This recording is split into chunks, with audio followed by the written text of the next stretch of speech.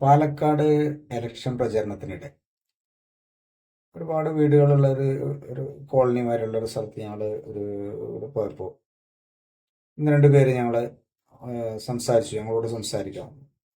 മുസ്ലിം സുഹൃത്തുക്കളാണ്. അവർ പറഞ്ഞു എന്തായാലും ഈ പ്രാവശ്യം ബി ജെ പിക്ക് തന്നെ ചെയ്യും, വിഷ്ണുകുമാർ വിജയിക്കണം എന്നുള്ള രീതിയിൽ, നല്ല രീതിയിൽ ഒരുപാട് സമയം ഞങ്ങളവിടെ പിടിച്ചു നിർത്തി സംസാരിക്കാം. ഓക്കെ, അപ്പൊ ഞങ്ങൾക്ക് ഒരുപാട് സന്തോഷമായി. കാരണം ഞങ്ങള് ആ സമയത്ത് ആണ് ഇങ്ങനെയൊക്കെ കേൾക്കുന്നത്. അപ്പൊ അതൊക്കെ കേട്ട് തിരിച്ചു വന്നപ്പോൾ ഞങ്ങളുടെ ഒരു സ്വയംസേനായിരുന്നുള്ള ഈ ഓരോ വഴി കാണിക്കാൻ വേണ്ടിയിട്ട് അദ്ദേഹം ഓരോ ജംഗ്ഷനിലും വരും, രണ്ട് മൂന്ന് ടീമായിട്ട് ഓരോ ഭാഗത്തേക്കും പറഞ്ഞേക്കാണ്. അപ്പൊ അദ്ദേഹം ചോദിച്ചു, അത് ഇങ്ങനെ പറഞ്ഞപ്പോ ഞങ്ങൾ ഇങ്ങനെ പറഞ്ഞപ്പോ പറഞ്ഞു, അത് അതിൽ ചിരിച്ചുകൊണ്ട് പറഞ്ഞു, അത് നിങ്ങള് വഴി തെറ്റിക്കാണ് ഉള്ള ഒരു പ്രചരണമാണ്. കാരണം ഒരു രണ്ട് വീടുകൾ അല്ലെങ്കിൽ ഒരു 10 വീട്ടിലെങ്കിലും നിങ്ങൾ കയറുന്ന ആ സമയം അവർ നിങ്ങളെ പിടിച്ചു നിർത്തുക എന്നുള്ളതാണ്. അവർ ഈ അവസാന നിമിഷത്തിൽ അവർക്ക് അതൊക്കെയാണ് ചെയ്യാൻ പറ്റും.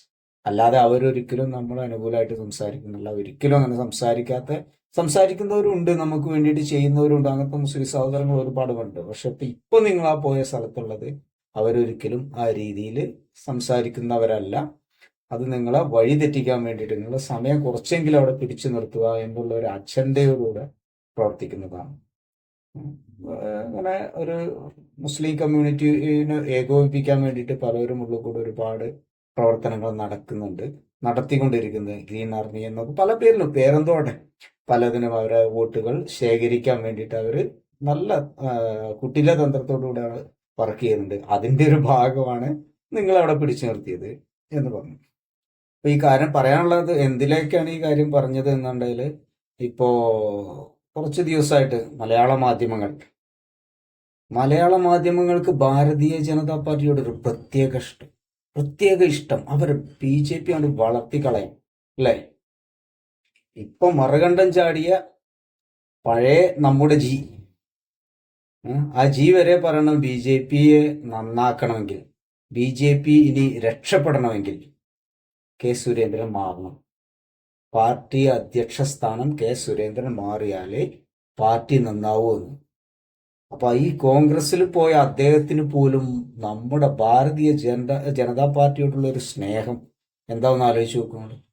അതുപോലെ തന്നെ മീഡിയ വൺ അടക്കമുള്ള മലയാള മാധ്യമങ്ങൾ പറയുന്നു സുരേന്ദ്രൻ പാർട്ടി അധ്യക്ഷ സ്ഥാനം രാജിവെച്ചിട്ട് മറ്റൊരാൾക്ക് ആ സ്ഥാനം ഒഴിഞ്ഞു കൊടുക്കണം, എന്നാലേ കേരളത്തിൽ BJP വളരൂ എന്ന്.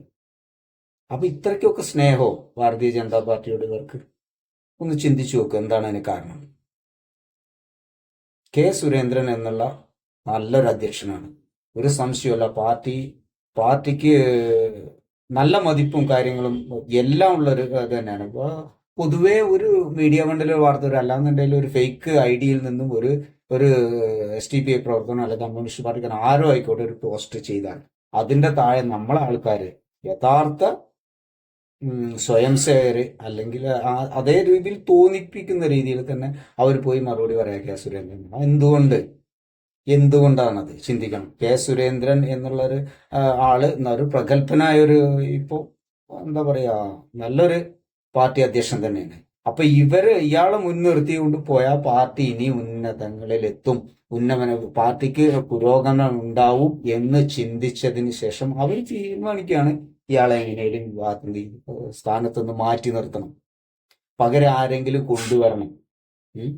എന്നിട്ട് ആളെ തന്നെ അവര് തീരുമാനിക്കുക ആരാ വേണ്ടത്, ആരെന്നെ ആളാക്കണം എന്നൊക്കെ അവരാ തീരുമാനിക്കുന്നത്. മലയാള മാധ്യമങ്ങൾക്ക് BJPയോട് ഇത്ര വലിയ സ്നേഹം എന്നാ തുടങ്ങിയത്.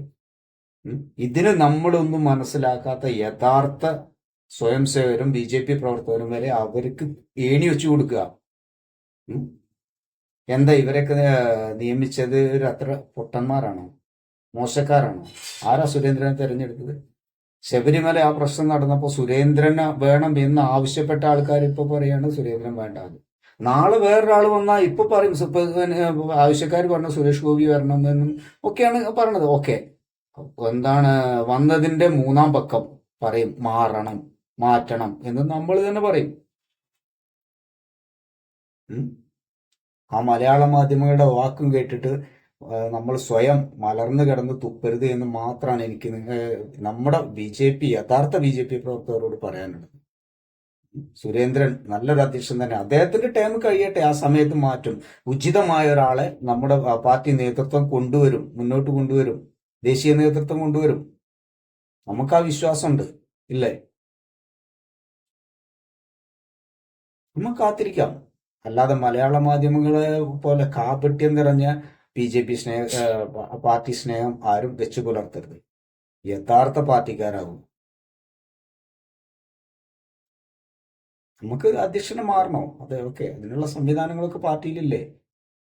മാധ്യമങ്ങളുടെ കുട പിടിച്ചുകൊണ്ടല്ലോ നമ്മൾ പാർട്ടിയിൽ നിന്ന് ഇറങ്ങിപ്പോയ സന്ദീപ് ജി വാര്യർ വരെ പറയുന്നു പാർട്ടി അധ്യക്ഷൻ മാറിയാലേ പാർട്ടി നന്നാവുന്നു. അദ്ദേഹം പാർട്ടി നന്നാക്കാനാണോ മറ്റേ മറുകണ്ഠം ചാടിയത് ഇലക്ഷന്റെ സമയത്ത്?